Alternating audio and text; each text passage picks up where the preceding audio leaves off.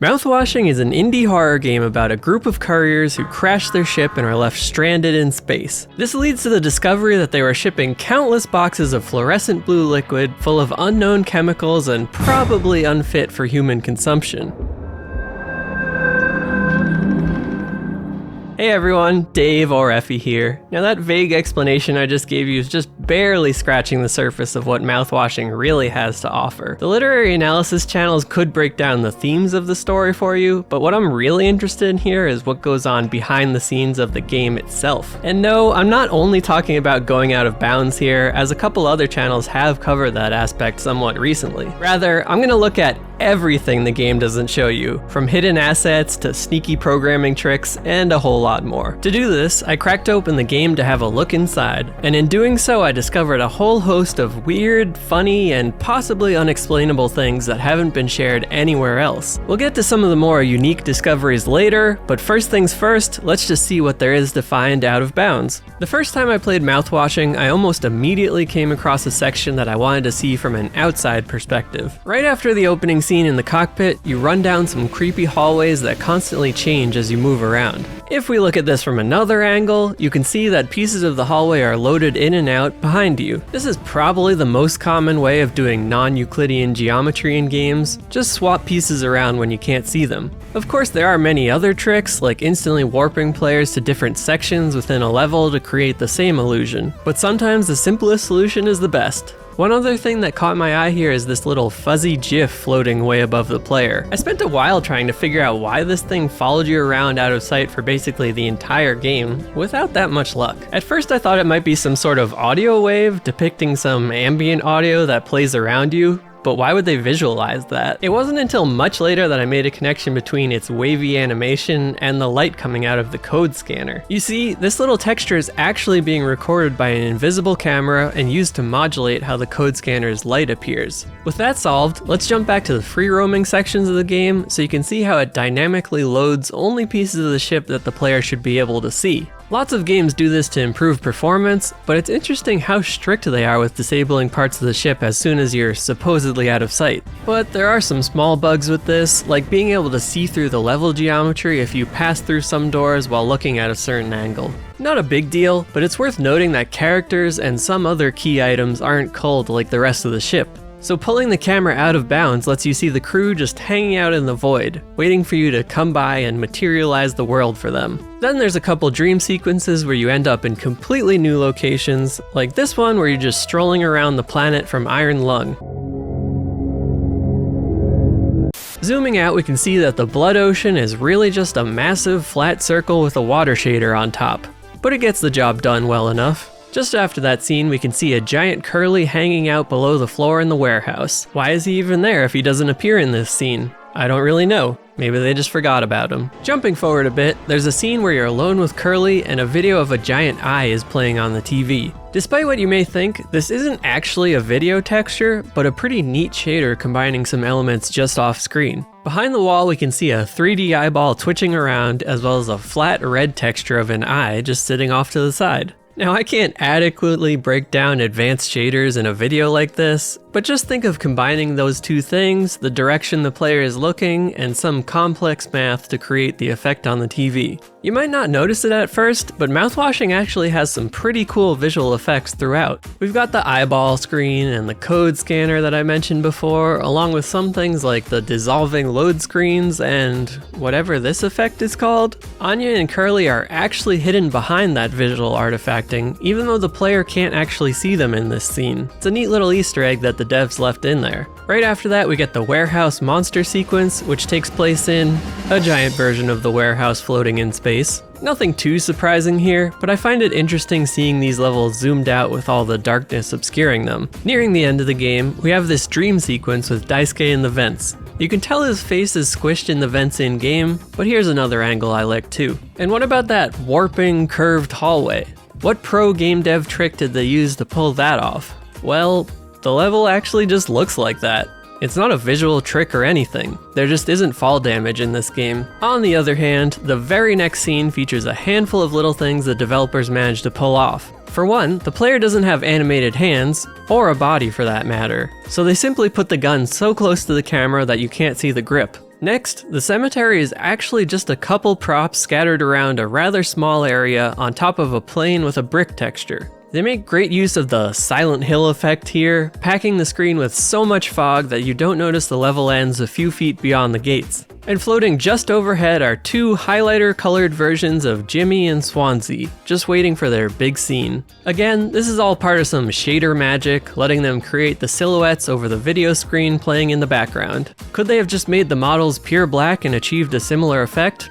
Probably, but I assume there's a very specific reason they went through the effort of manipulating their colors here. Moving on, the Curly in Space segment is laid out exactly how you'd expect, but again, I just think it's cool seeing how they set up the level from another view. The ultrasound scene has these bright red bones floating around inside, again, for fancy shader purposes. Are you seeing the themes here? If you get anything from this video, it's that the Mouthwashing devs are shader wizards, despite the game's seemingly simple art style. Fast forwarding a bit, the ID cards here are just 2D particles, and the giant warehouse room isn't hiding any secrets. But I had to be sure. Approaching the end of the game, I noticed that Curly is actually tiny when you're carrying him. You see, guns and other first-person items clipping into walls is actually a very well-documented problem in game dev. And there are lots of solutions to this problem, like custom depth sorting, multiple camera setups, or just making things really small like we see here. Curly can't clip into the wall if he's so tiny he literally fits inside your collider. And the player will never notice as long as he's close enough to the camera that he appears to be the right size. It works perfectly in-game, but it is pretty funny to see from a different perspective. Poor baby Curly. Moving on to the final scene in the game, Jimmy puts Curly in the pod, walks out of view, and you hear a gunshot ring out.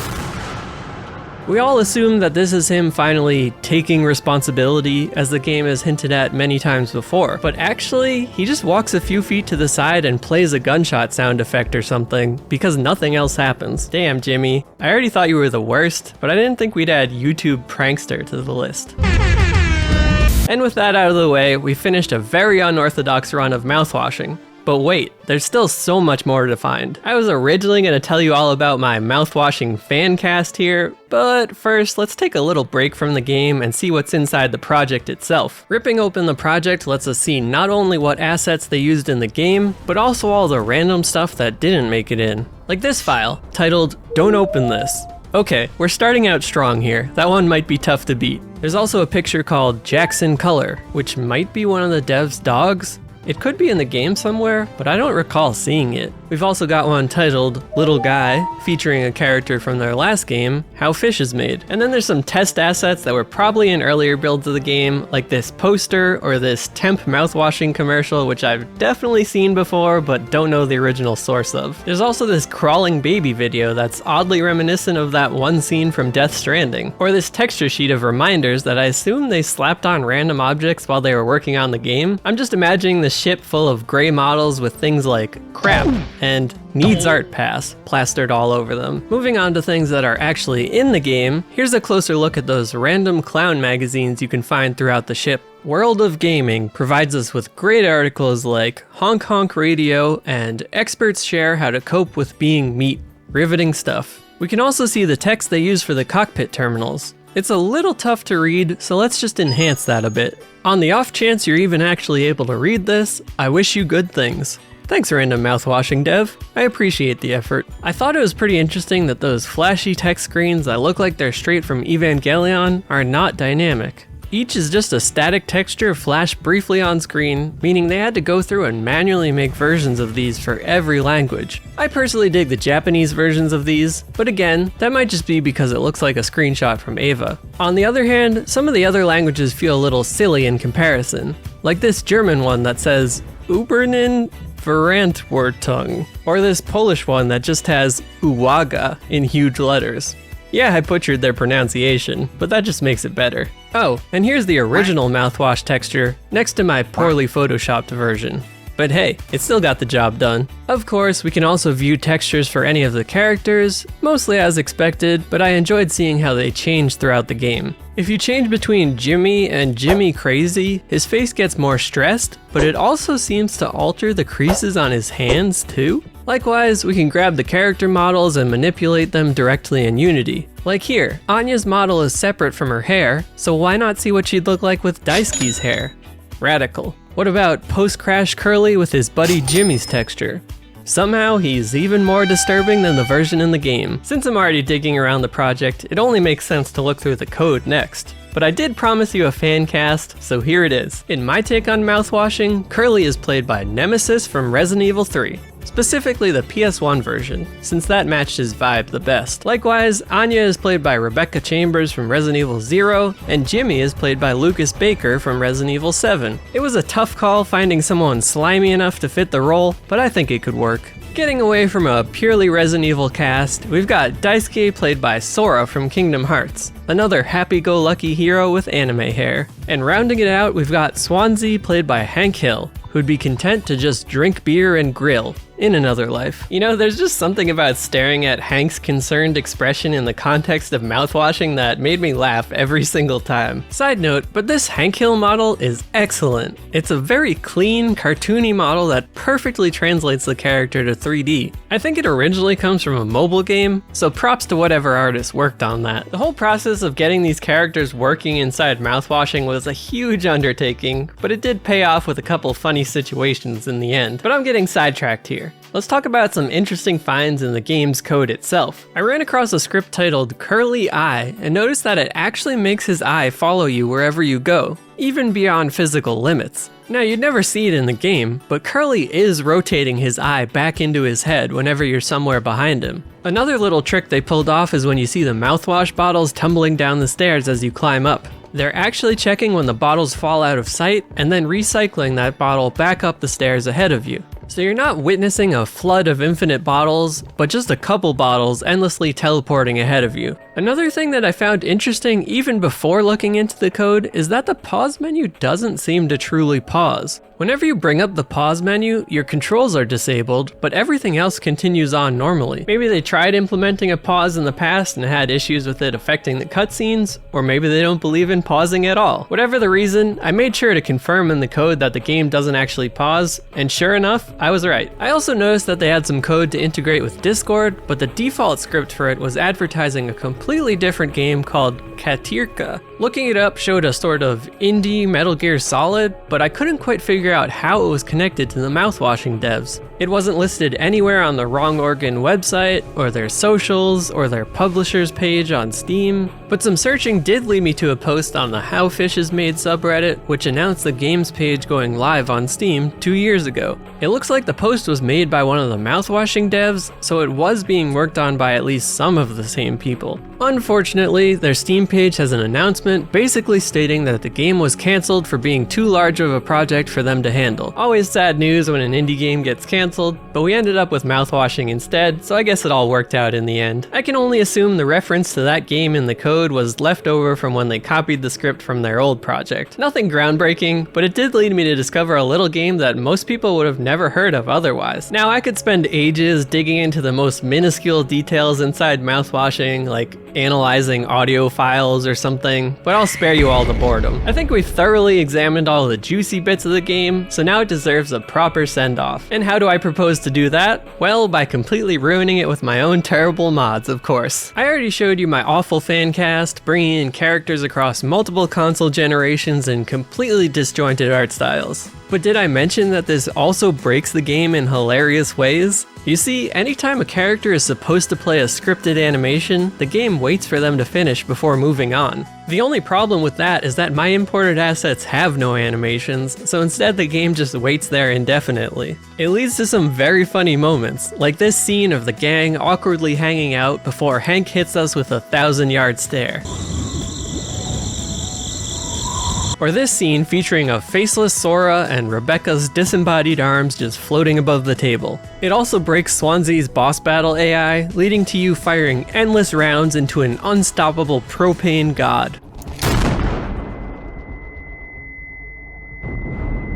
On top of the animation issues, replacing the characters doesn't only replace their one model, but every spot they show up in the current scene. So you'll find multiple instances of each crew member just hanging out in different areas of the ship. Oh, and there's some foam splatter decals which I assume don't get applied to the regular characters in the game. But I didn't make those same considerations with my assets, so you'll find plenty of places where they're covered in some mysterious goo. Also, there's a couple cases where the models don't accurately replace the existing characters, usually during some key animations. So you end up with scenes like this, where Swansea is breaking down the cockpit door and Hank is just looking on in horror behind him.